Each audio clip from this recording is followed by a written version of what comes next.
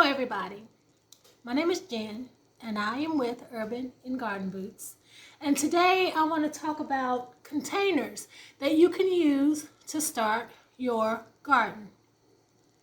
The main focus of this channel is to show people who live in urban settings how to grow food non-conventionally, if that makes sense. If you don't have a lot of land, you don't have a homestead. I would love to homestead, but that's not where I am right now. And you want to start to grow food. I want to show people how to do it and to do it cheaply. So let's get moving. So I want to show some of these things I bought last year. Some of these things I bought this year. All these things came from Walmart, Dollar General, and the Dollar Tree.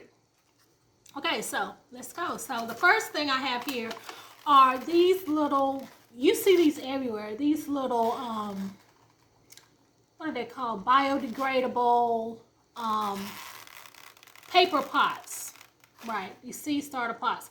These are $3, and I got these last year at Dollar General, but they were on sale at the end. If you get them at the end of the season, you can get them a lot cheaper, but right now you can probably get them for like $3. Oh, that's my little post-it, so I can know how much the stuff cost. And if you buy the egg flats, I bought these at Target, I think. And I think this is like the 18, wait, 1, 2, 3, 4, 5, 6, 1, 2, 3, 4, 5, 30 egg carts. These are the same thing, guys. And you can just cut along here and you can start your seed in one of these. Now, I don't particularly like doing that because this does take time to break down, and you can poke a little hole through it if you want to. I just much rather use cups. So I'll bring you to the thing that I have used, not the most, but solo cup. If you have a drill a hole in the bottom of a solo cup. Do them all together, stack them all on top, get a drill bottom. I find that if I do it this way, flat, and drill, like put it on the ground and drill this way, it cracks less. So, or if you don't have a drill, like if you have a Phillips screwdriver and you put it on the ground and you put it through there and you take a hammer and hit it through, and do more than one hole, do a few holes. The second thing are styrofoam cups, and I know people are like, it's not environmentally, blah, blah, blah, but you can use them over and over again. You can write on them with a pen. I write on this with Sharpie, and you can poke the hole with a pencil, and you can start your plants in here. And they can get like full, like the size that you get at the store when you buy them. So you can leave them in there a while. It's not like, if you do this, you're going to have to up-pot it real soon. Okay, next, you might have seen these everywhere at the Dollar Tree. Oh, but they don't have holes in the bottom. But yes, they do. Au contraire, mon frere. These pop off. See your holes? So they do have little holes things, and I like them. I grow radishes in these. Or you can use them as starters, or you can set other pots inside of this and don't take the bottom off and fill this with water and let this be a bottom tray.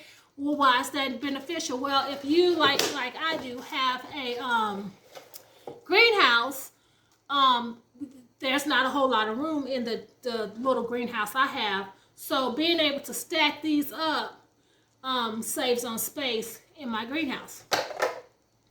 Next, we have a little bucket from Dollar General. This one is $3.75. I like it because it's deep and wide. Deep and wide. Deep and wide. You heard that song? Okay, too much. This is perfect for like one plant. Like you can probably grow a tomato plant out of this. You can grow a pepper plant. What else would I put in this bucket? Herbs.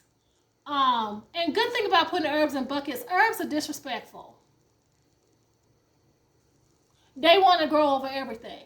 Stuff like mint, peppermint, catnip, they just disrespectful. So the best thing is to put them in containers so they know their place. This one right here, I love this. See how deep this is? I have two like this. Okay, this one is from Walmart. This was $1.97. This one is from Dollar General, and this one is $3.50. But look how deep that is. That's pretty deep. And certain vegetables require certain depths of roots. That's why this right here, for radishes, it's no big deal. But certain vegetables you need, like for this being this deep and this wide, you could probably put a squash plant in there. One, you know, it's gonna be big, but I think it's deep enough that it could have a squash plant. Now I'm gonna show you two more things. Three. One is a bonus. This is my go-to 5-gallon bucket. You can grow potatoes in these. You can grow strawberries in these by poking holes. You can grow, what have I grown in these? I have grown bok choy. I have grown cucumbers, tomatoes. I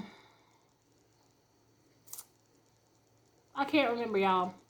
But I've grown a lot of things. You can just about grow anything in a 5-gallon bucket. This bucket was $2.96 at the Walmart. Always drill holes in the bottom, or like I said, put it on the ground, take a screwdriver and nail holes. This is from Walmart as well. I don't know how much this, $4.96 for this right here. You can grow carrots in this, because you know, and then I've grown carrots in a container like this, and they just get so tall. Carrots just get so tall. But you can grow beets in this. You can grow rutabaga. You can do any root vegetable. What are you supposed to do though, guys? You're supposed to drill the bottom. Now, let me tell you, when I use most of these items, I use them outside. Did y'all see my underwear? I use them outside, and so I don't care about a drain tray. But if you are upstairs on the balcony and you don't want water dripping down on your neighbors, you can put this as your drain tray, and it's perfect. Ta-da! So then there'll be a reservoir of water to keep your plant from drying out. Same thing. Oh, I'm sorry, guys. Same thing with a lid in the 5-gallon bucket. Same. That's why you can't hardly find no lids at the Walmart, because that's why you can't find lids at the Walmart, because I think people are buying them to use as bottom trays.